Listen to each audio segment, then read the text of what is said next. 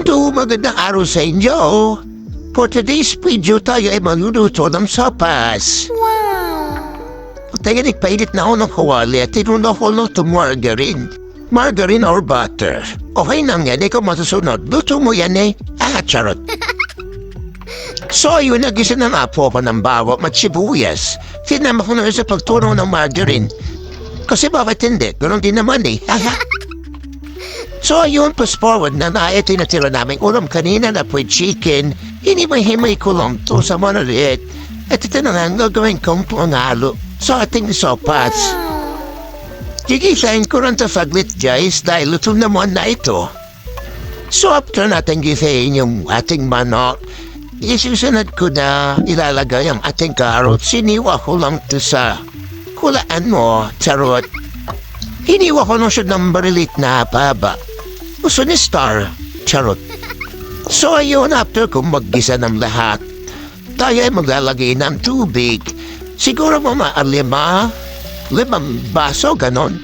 Kayo bahala, charot. Sa kalahating mo karon, nila naman nilutuin ko eh. Pwede naman tayo matitigmama if kukulamin. At tayo tapan na natin, hintayin ko mulo. At ayan, fast forward na nga guys, kumuhuro na siya at nakalimutan kong isama sa gisatong corned beef. Pero okay lang yan, ilalagay ko na lang. Anya pa rin naman yung lasa niyan. Hindi naman mag-iba yung lasa nitong hindi ko nasama sa gisa. Pagpasensya nyo na, hindi tayo perfect. Baka ikaw. Haha, charot. So yun, after ko ilagay yung corned beef, isusunod natin ilagay ang ating macaroni. Alam ko tira lang to at lagpas pa to sa kalahating kilo. Di ko lang sure. Pero pwede naman tayo magdagdag na sabaw if kukulamit. Ayan, nilabog ko lang sila sa tubig. Hinaya ko lang mo sila magsiming dyan. Basta walang tatalod, charot. After ko silang nilubog, papakuloan natin so siguro mga 5 minutes. Takpan natin. Basta i-check nyo kasi mahirap na baka maging baha blanca to. So yan, wala pang 5 minutes kumukulo na At medyo naraluto na ang ating macaroni. At naubuso na rin ng sabaw. Kaya magdadagdag ako ng isa pang mangkok ng tubig. Haluin lang natin at saka natin ulit papakuluan. Takpan ulit natin. At ayan, after 2 minutes kumukulo na. I-check lang natin ang ating macaroni kung luto na. Pero feeling ko luto na siya, kaya naman titimplahan na natin ng paminta.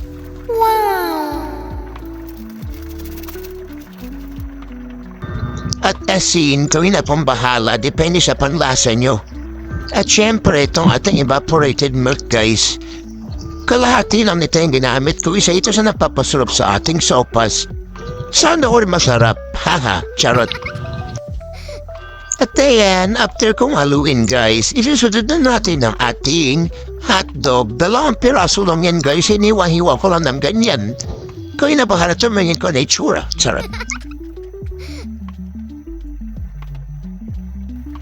At syempre, iniwawala itong ating pampayam-yam. At ayan, hahaluin lang natin. After nito guys, ilalagay na natin ang ating hulaan mo, charot. Ilalagay na natin ang ating repolyo. Kalahati lang ito ng isang buo guys. Maramam, kalahati nga ng buo diba? Haha, charot. Hiniwa ko lang siya into strips. Basta yun yung pahaba. Haha, tas ayan, inalo ko lang. Akala nyo na marami to guys, pero mamaya pag naluto siya, umiimpis siya. Ganon. At sa puntong ito guys, kumuhuro na siya kaya naman titikman natin. At ayun, ang tabam, haha. Kaya naman magdaragdag ako ng konti pang asin. Hinalo-halo ko lang ulit at magdadagdag na rin ako ng kaunting gatas at papatayin ko na rin ng apoy.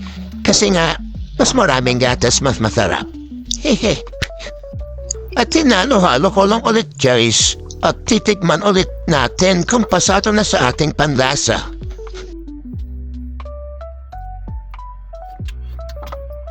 At ayun, pasado na ang lasa. Okay na to, charot.